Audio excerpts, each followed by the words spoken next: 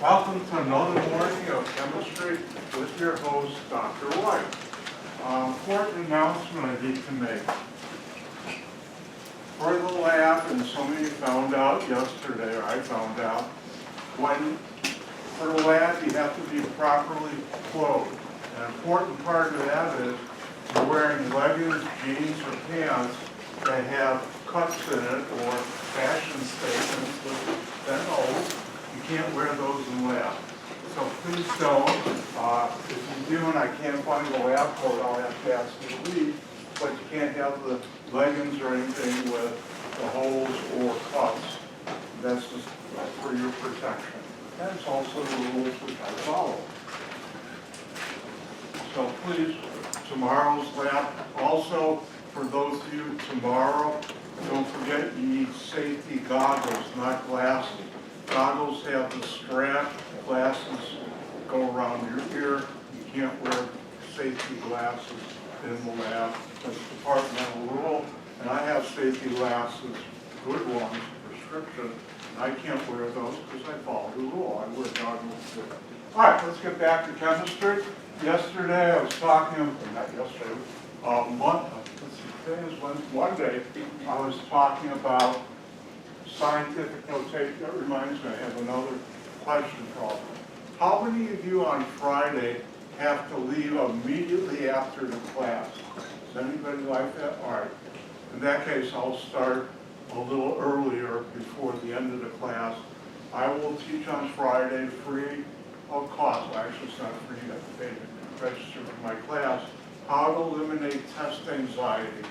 If you're one of those people who get nervous during a test, years ago I came up with a method that eliminates test anxiety like that, and it works real good. I've had students who are getting F's, C's, or G's in tests, all of a sudden becoming a student because they no longer are anxious during taking the test. I'll do that Friday.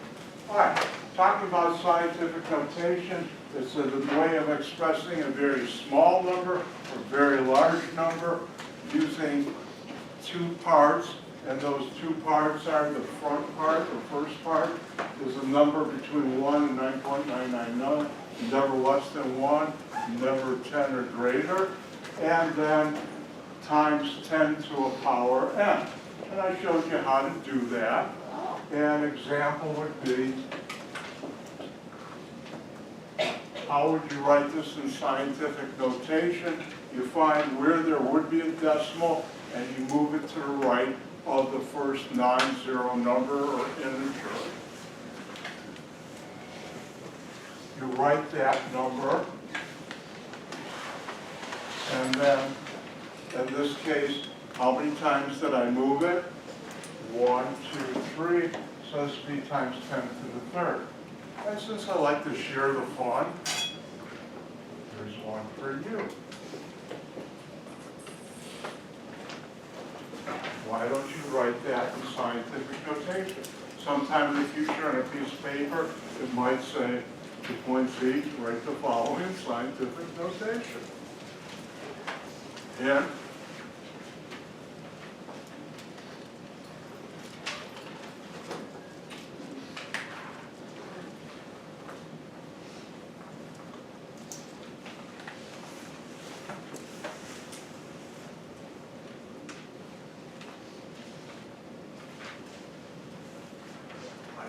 when you're done, look up and smile and say, oh, it works.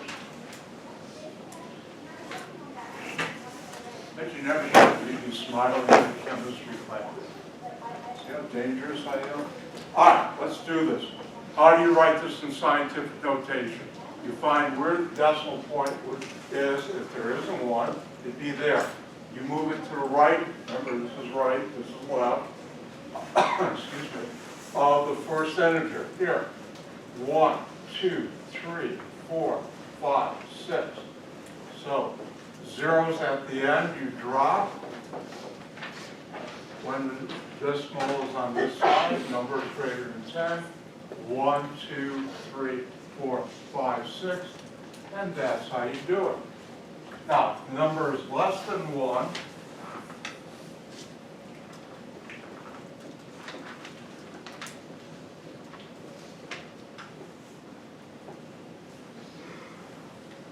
how do you write this in scientific notation? You write it by moving the decimal point to the right. Remember, right, left, I got it correctly. Anyways, to the right of the first non-zero number. So here's my decimal. By the way, you might write it this way. I don't know when I started doing this, but good habits, Dr. White doesn't change. I always put a 0 here, you don't have to. When writing a decimal, 1, 2, 3, 4, 5. And this would be 4.6. How many times did I move it? The decimal point, 1, 2, 3, 4, 5. So that would be 10. When the number is less than 1, it's a minus sign, 1, 2, 3, 4, 5, so that's minus 5, and that's how you do it. And I'm going to share the fun and give you one to play with.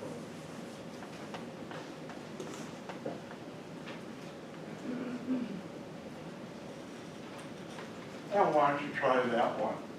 Write that in scientific notation. Oh, one thing, this is a very high-tech whiteboard, and so is my pen. I can change the font anytime you request. And if anything I write is too small, let me know. Also, one last thing, observation. Am I invisible now? White on white on white.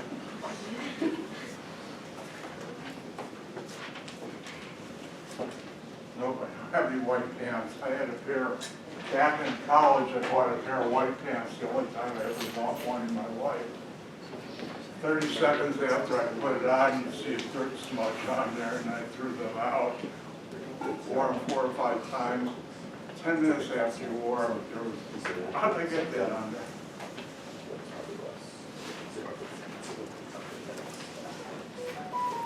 Yeah.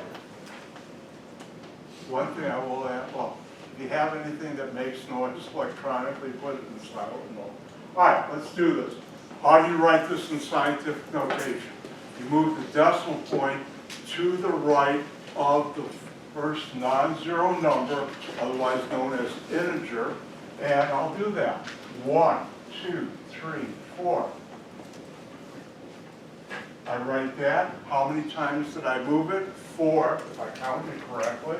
By the way, if I ever make a mistake, all of you should correct me, at least one of you. Still 1, 2, 3, 4, 10, but it's less than 1, so it's 4.78 times 10 to the minus 4.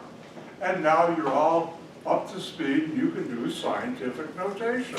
So this weekend, do not show off your new skill at any Super Bowl party. People don't like learning chemistry or math at Super Bowl parties.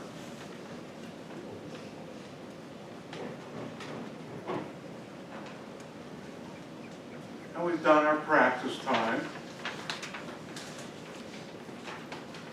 Now, one of the things you do in your daily life, and chemists do, measure things. And when you measure things, you get a number. And the question is, how accurate is that measurement? And when you measure numbers, that number means something.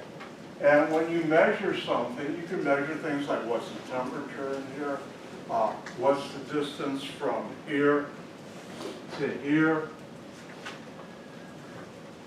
Another thing you can measure would be how long is this line I just drew on the board. In chemistry, we measure things like weight, volume, temperature, pressure. I'll teach you about this semester. Now, whenever you take a measurement, there's always some uncertainty in that measurement. What do I mean by that? All right, warning, I'm going to do some artwork, and you're permitted to laugh or grin, because I'm never going to be an artist.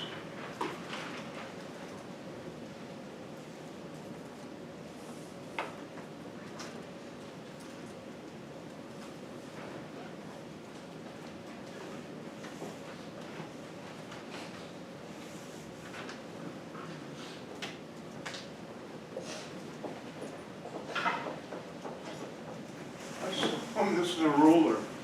Yes, you can laugh, and it only measures in inches. And I had to measure how long that line is. And I look at this and I say, well, it starts right here at 0, and it comes right here. And I could say, well, is that 5 inches or 6 inches? Well, it's between that. I could guess and say, all right, let's call that 5.7 inches, okay? Now, let's say I had another ruler.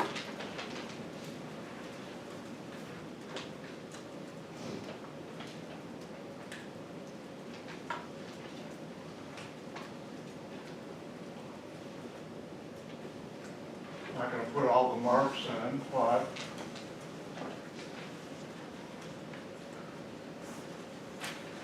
let's assume there are 10 marks in there. I'm not going to. And now I can look at the length of this and come down here and say, well, if we're right on the 7 of the tenths, I could now say that's 5.70. And the question is, which measurement is more accurate? And the answer would be the bottom one. How do I know that? Because of the concept called significant figures. And if you notice, the last digit is uncertain. I had to guess that. On this one, it was between 5 and 6, and I had to guess this.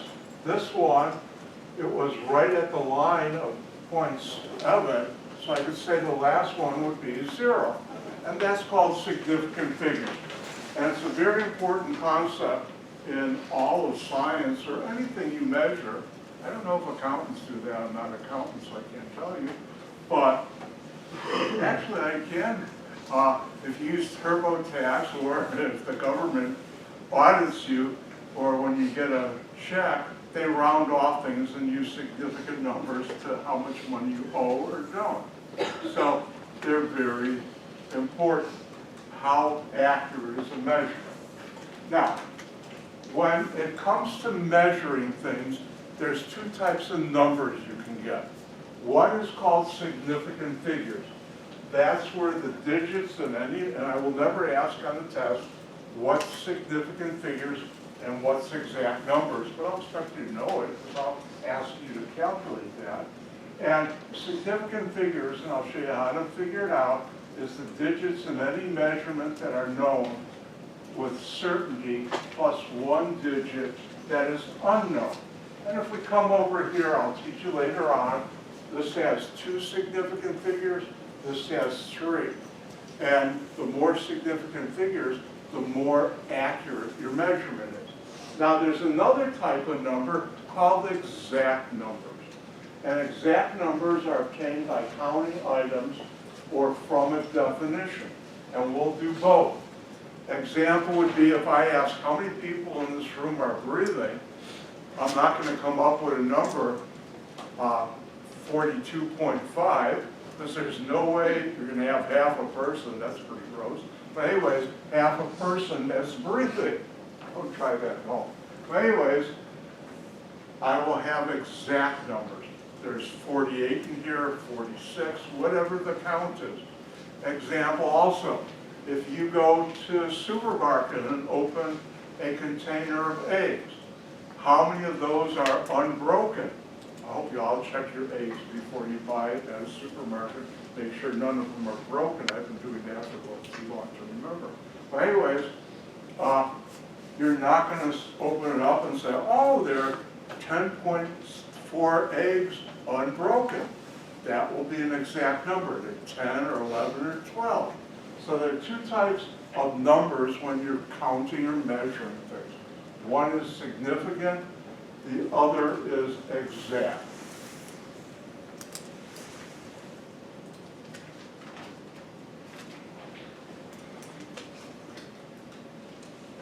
Now, earlier I mentioned how many significant figures are in these numbers. Let's look at some numbers and a skill you need to know. And a skill you'll need to know is how to determine how many significant figures is in a number.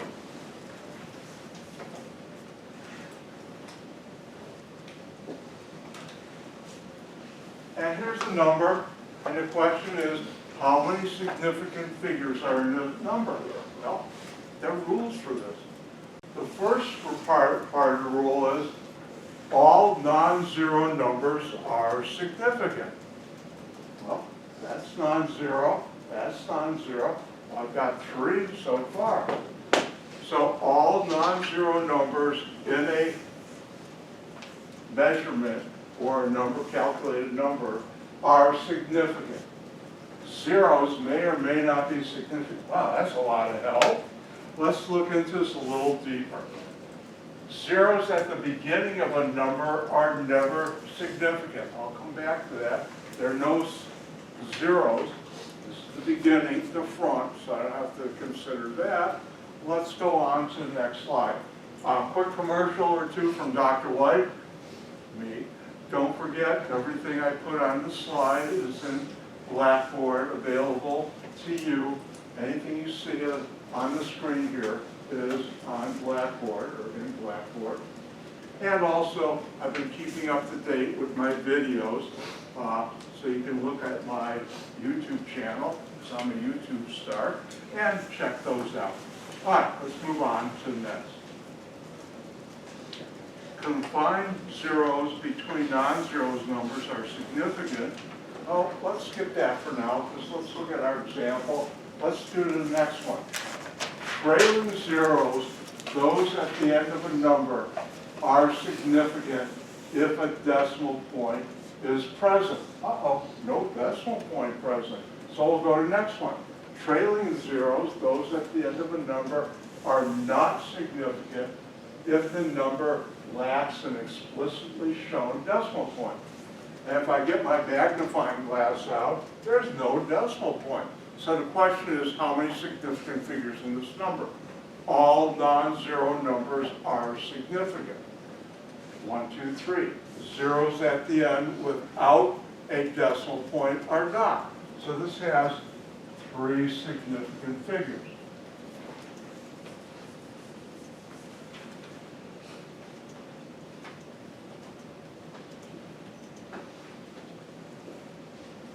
Let's look at this number. And the question again is, how many significant figures are in this number? Well, the first thing is, all non-zero numbers are significant. Well, this is non-zero, this is non-zero. Hope you all know this is 0. And non-zero means it's not 0. Dr. White doesn't assume that anything you have to fill in the blanks. I don't have any blanks in my class. All right. When I lecture. So I have 3. Ooh, I've got a 0. Notice it's between 2 numbers that are non-zero. And therefore, zeros, confined zeros, those between non-zero numbers, are significant. So this is now significant. So how many significant figures? 1, 2, 3, 4. So in this number, there would be 4 significant figures.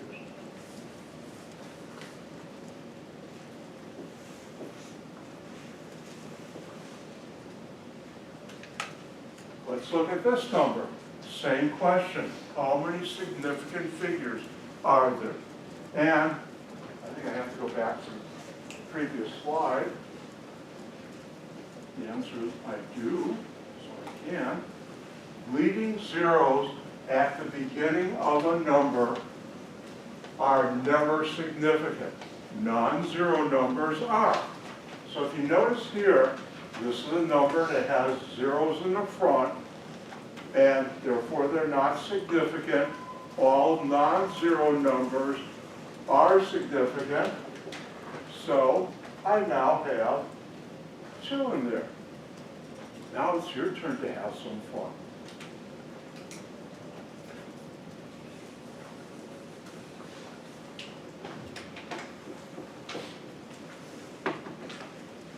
For that number, how many significant figures? Now I'm going to ask rhetorical questions, or I'm not asking for one of you to yell it out, but I would like to give everybody time to think, and that's why I do these things in lecture.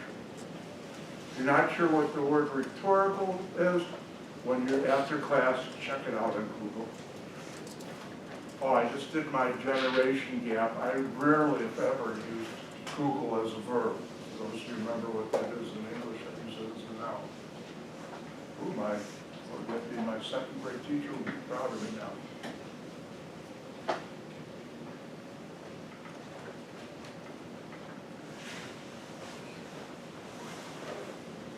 All right, I think everybody's done. Remember, when you're done, come and smile. And the question is, how many significant figures in here? Well, how do you do that? You count the number of non-zero numbers first, which is all there is here. 1, 2, 3, 4, 5. And the answer here would be 5 significant figures.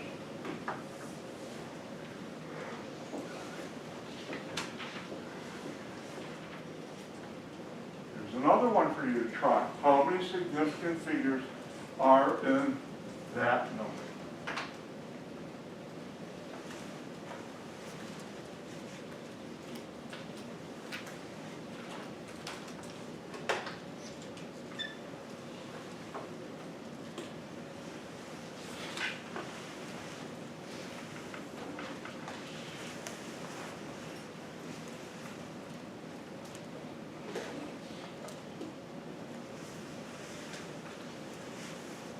I think everybody's done.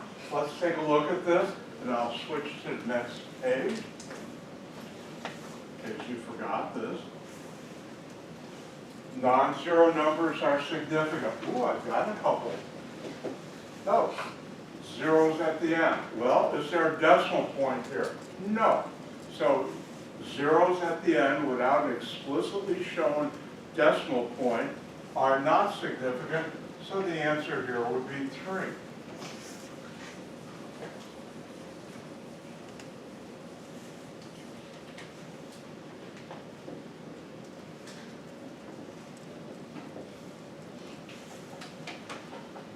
Why don't you try this one? How many significant figures are in this number?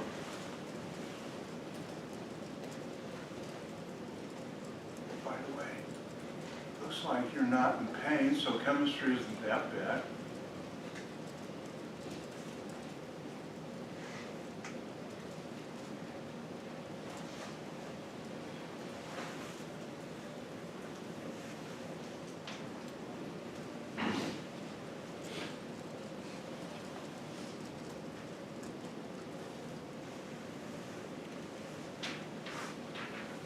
Those here are quicker than others. I try and give everybody time to finish. All right, I think everybody's done. Let's take a look at this. How do you determine, and if I were to ask on a test, I'd give you some examples, 1 or 2 points each, in how many significant figures in the following number. This is an important skill you need to have, my class. Well, non-zero numbers are significant. Ooh, I've got some zeros. Zeros at the end without a decimal point are not significant. It even says it on the screen. You know, everything on the screen is the truth. No, not really. So anyways, look out, it's Awful Humor Wednesday. And so that's not the case, but zeros at the end with a decimal point, in case you didn't see it, it's there, are significant. So these are significant. 1, 2, 3, plus 2 more. 5 significant figures.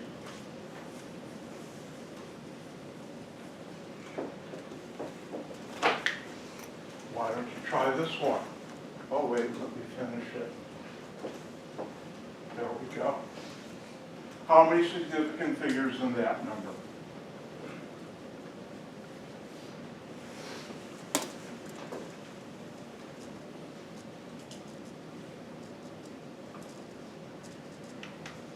Like you're saying the same thing over and over again. Well, it's actually a number.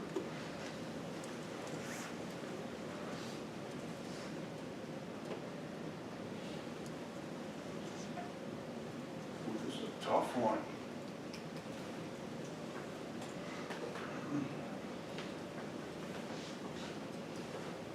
And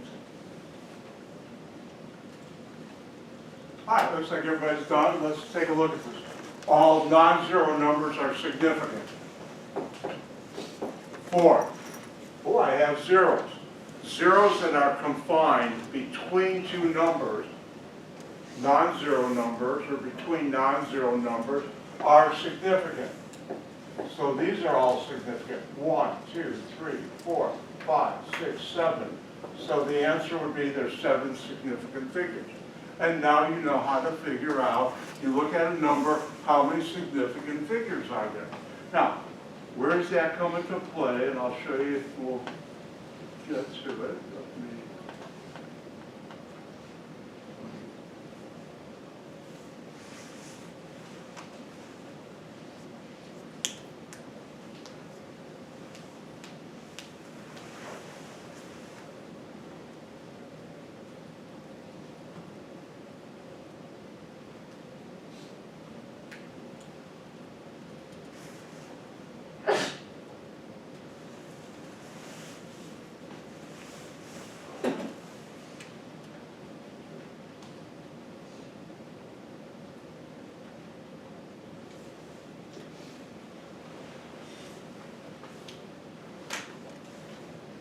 So you're going to put this in your calculator. Better yet, let's do another example.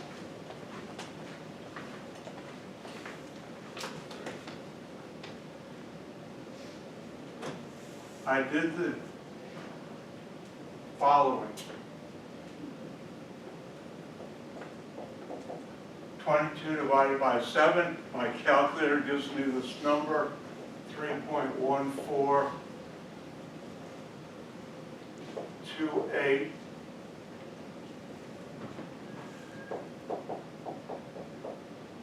If you notice, in the answer, there are a lot of significant figures. A lot. Well, the thing is, when you do a math operation, the significant figures you start with affects the answer that you get, not what your calculator gives you.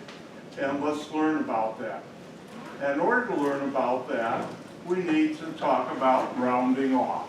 I think a lot of you had rounding off, but let's go through it.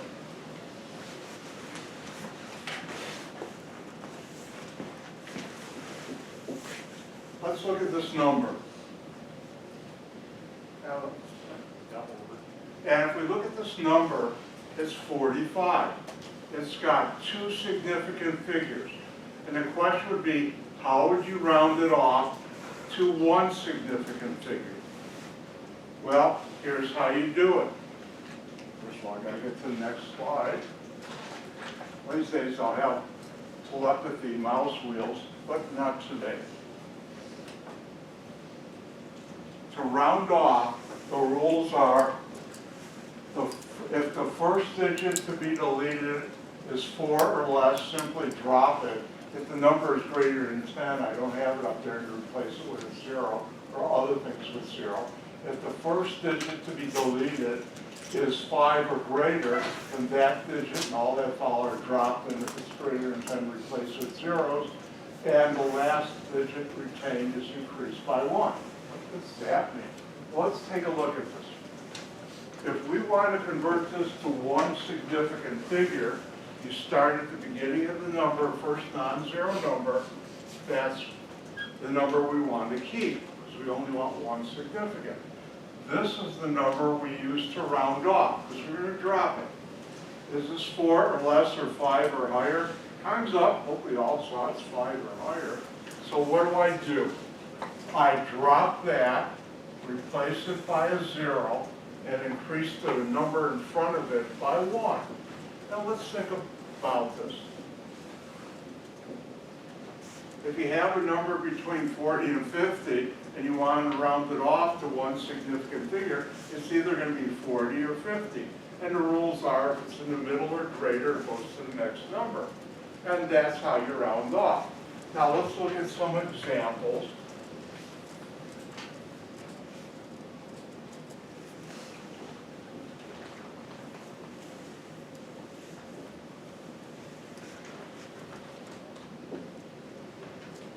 Now, first question I'd ask you, and I'll do it immediately, but think about it. I'll give you 4.2 seconds. How many significant figures is that number? 4.2, 6, I got a slow clock. 0.7, times up, and the answer is 3. How do I know that? Because all non-zero numbers are significant. Zeros at the end, no decimal point, are not significant. Now, the next question is, well, how to round this off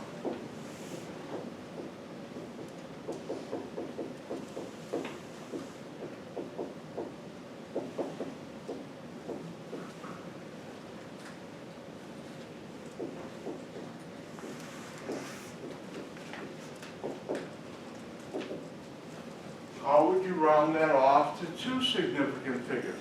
All right, well, you're going to keep the first non-zero number. You want 2 significant, the next one, or if there was a combined 0. And this is the one we want to drop. How do you do that? Well, first of all, you have to think, is that 4 or less or 5 or higher? Time's up. Hopefully all pick 4 or less. This is 3. Hopefully you know your numbers 0 through 10. If not, see me after lab and I'll be more than happy to help you, but I can help you know that. Which is larger, which is smaller. Now, it's less than 4 or less, we're going to drop that. But when the number is greater than 10, if I dropped all this afterward, that would be 12. And 12 is not between, if we think about this,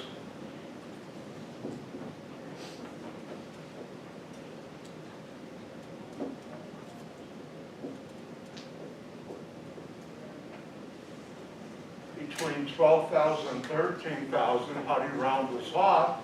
Well, this is less than 4 or less.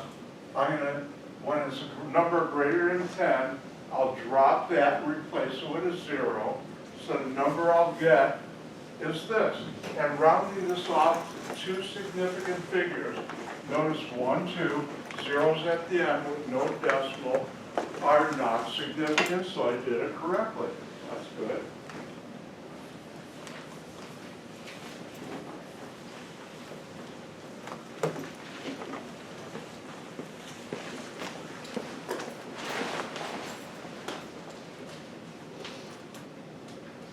Let's look at this number.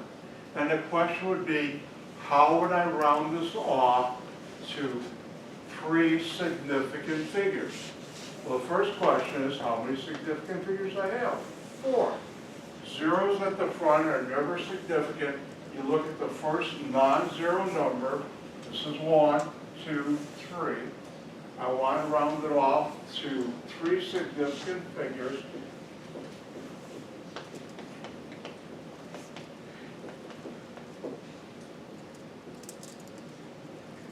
Spell it right. By the way, I use abbreviations. And therefore, the number to round off, and you see me use this double squiggly line to let you know which number I'm using to round off, is 6. And the rule says if the number is, in this case, the first digit to round off, if it's 5 or greater, you drop that and increase the 1 in front by 1. When you're past the decimal point, you drop that and anything past that. When it's less than 1, you don't have to increase the number in front with zeros in. So, to round this off, this is greater, 5 or greater. I'm going to drop that and increase that by 1. And that would be my answer. Notice it has lead zeros are not significant, and 1, 2, 3 significant. You know I'm going to share and let you have some fun, so I will.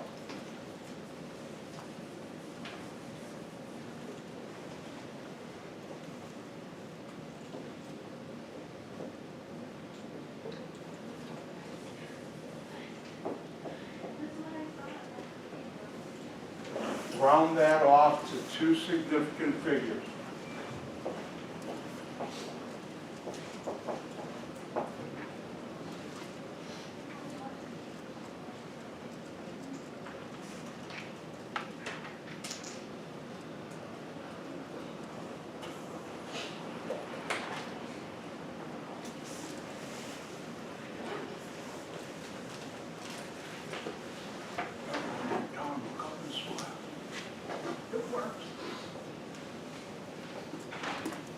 looks like everybody's done. First of all, how many significant figures do I have in that number?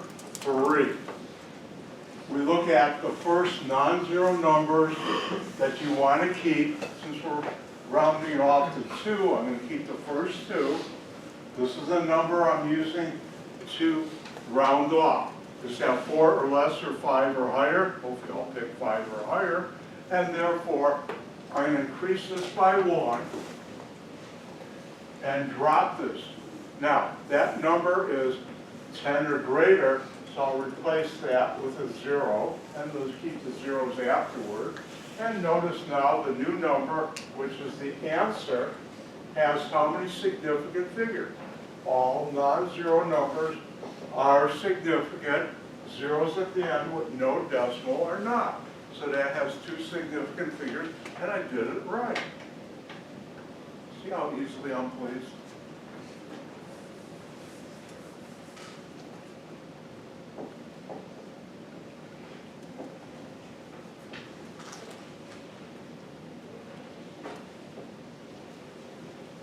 Here's a little harder one. Why don't you round that off to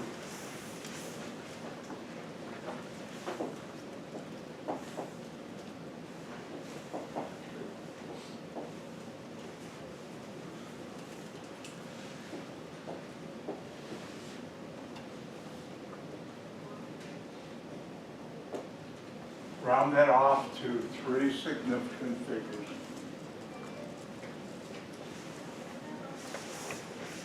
In case you're wondering, that has 5 significant figures, but you can round it off to 3.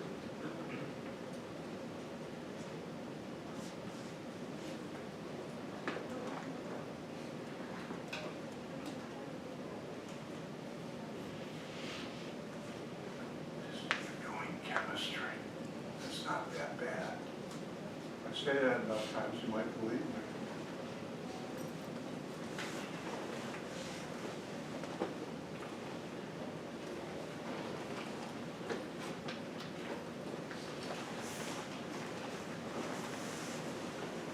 All right, I think everybody's done. Let me clean up the board a little here.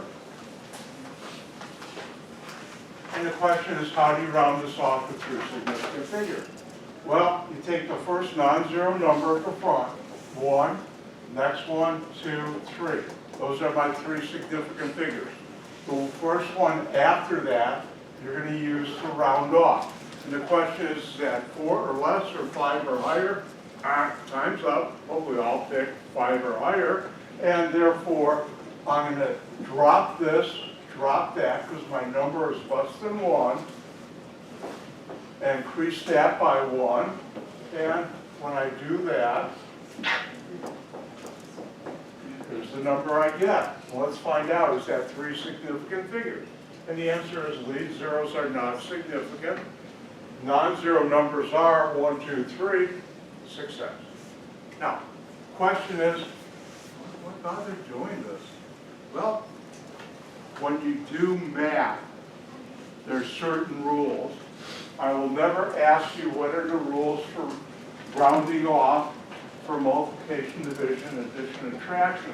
But I'll ask you to know how to do that for tests 1, 2, 3, 4, and the final.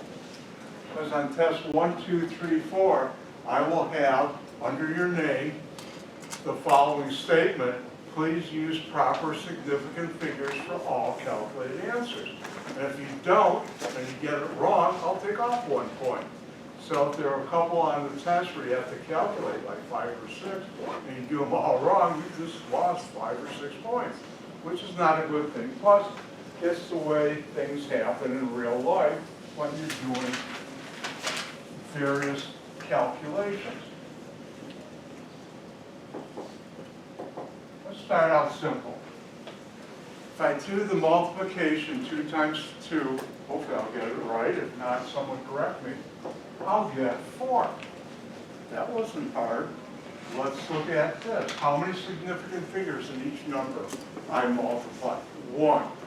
Let's have a more accurate measurement.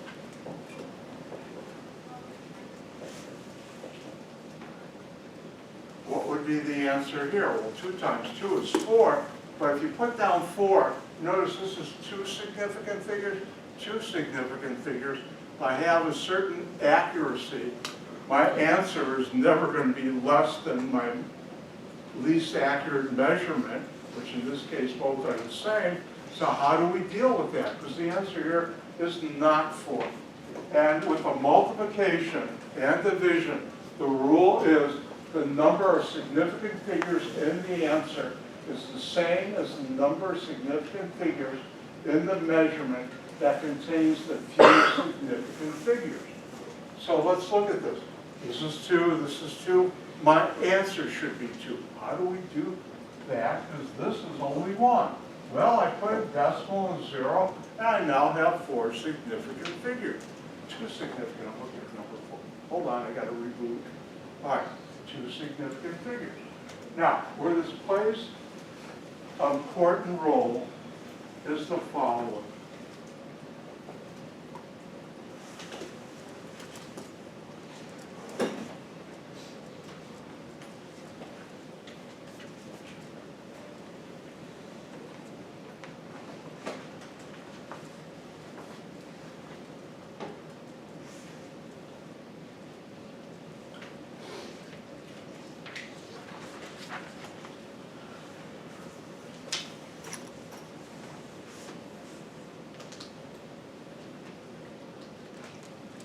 Now, what I did, my calculator rounded off wrong. Let me do something quick.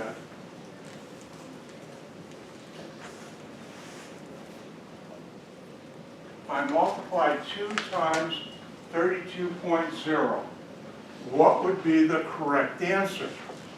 In order to do that, you have to know how many significant figures are in each number I am multiplying by.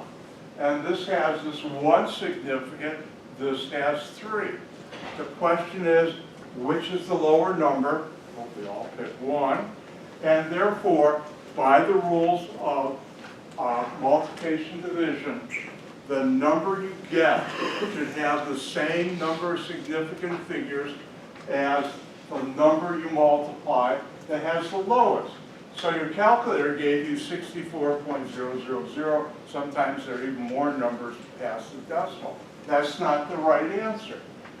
Let's look at this. It has 2 significant figures. If I just put that down, this has more. What should the answer be?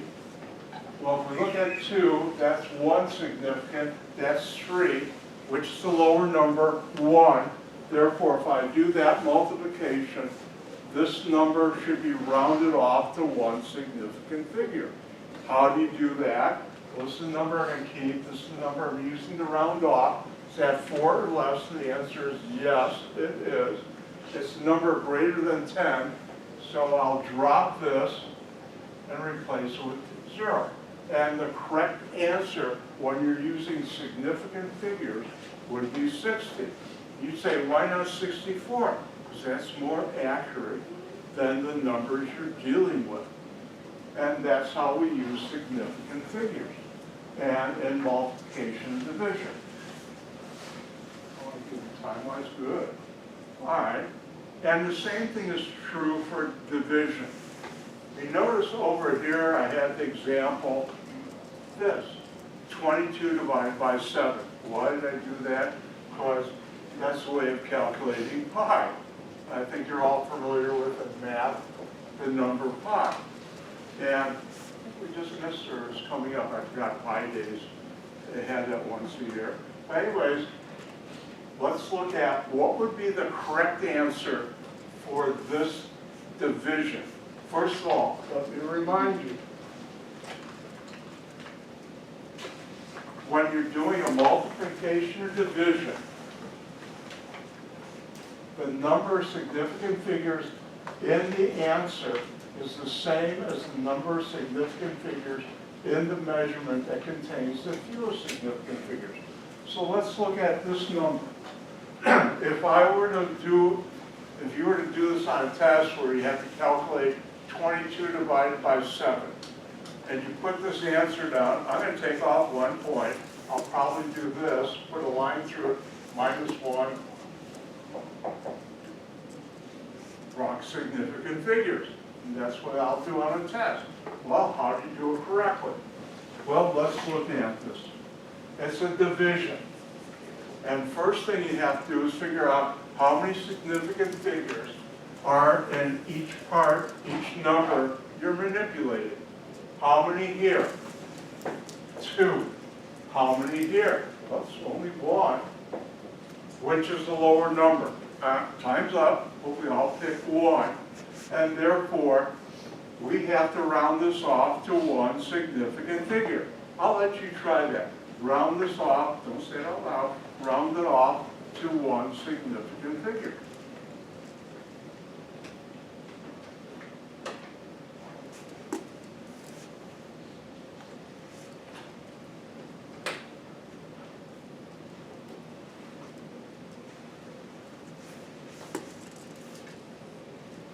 All right, let's take a look at this. How many significant? A lot. We look at the first number, that's the one we want to keep because we're only doing 1 significant figure. And then the one to round off is the next number after the last number we're going to keep. Is that number 4 or less? And the answer is yes. So when the number is less than 10, which this is, we drop all this, and the correct answer for this on the test, or when you're dealing with significant figures, is this 3.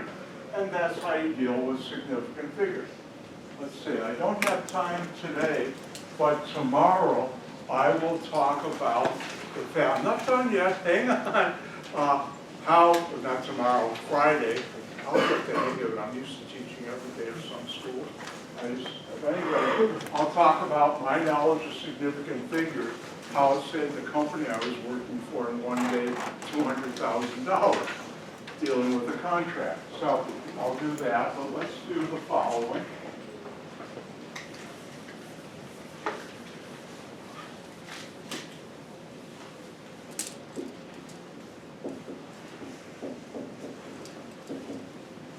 What would be the correct answer? By the way, 16 divided by 4 is 4. Well, what would be the correct answer for this division? Using significant figures.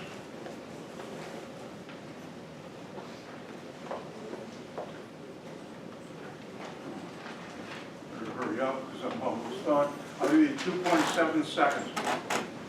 0.6, 0.7, fast clock today. All right.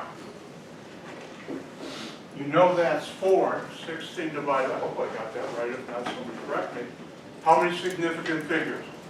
2 non-zero numbers, decimal point, 0, 3 significant figures. How many significant figures here? Non-zero number with a decimal with a 0 at the end, 2. Our answer should have 2 significant figures. That's only 1. How do we make it 2? That's how you do it. And remember, if you have lab tomorrow, do not wear any leggings, pants, or blue jeans, which I also am, with any cuts in them or open holes. And with that, I'll let you